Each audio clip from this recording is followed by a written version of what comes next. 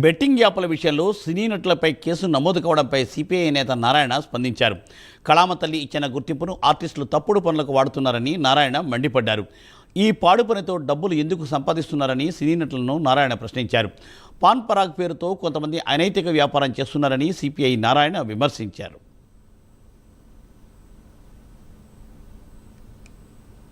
చాలా హీనాతిహీనమైనటువంటి పాన్ పరాక్ లాంటి వాటికి కూడా సినిమా యాక్టర్లు అడ్వైజ్ చేస్తున్నారు. దాన్ని తిని ఎంజాయ్ చేస్తున్నారు పనికిమాలిన వాళ్ళు.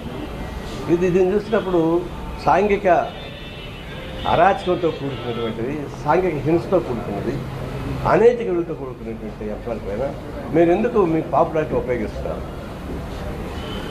కేవలం డబ్బులు అంటే మీకు డబ్బులు ఇచ్చారు కదా, జనం సపోర్ట్ చేశారు, మీకు డబ్బులు ఇచ్చారు, ప్రతి సినిమా యాక్టర్ బ్రహ్మాండంగా అనుభవిస్తున్నారు.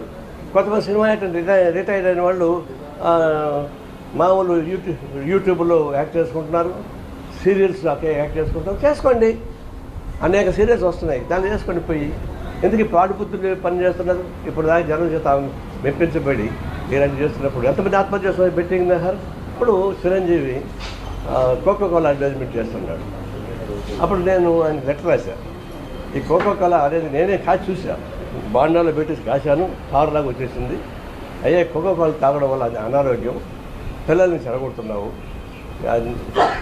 చిల్డ్రన్స్ డే సందర్భంగా ఈ లోపల ఆపకపోతే ధర్నా చేస్తానని చెప్పి ప్రకటిస్తాను. మాకు 3 నెలలు టైం ఇవ్వు, ఎందుకంటే ఆల్రెడీ అగ్రిమెంట్ ఉంది కాబట్టి సాధ్యం కాదండి. కరెక్ట్గా 3 నెలల తర్వాత ఆపేశాడు.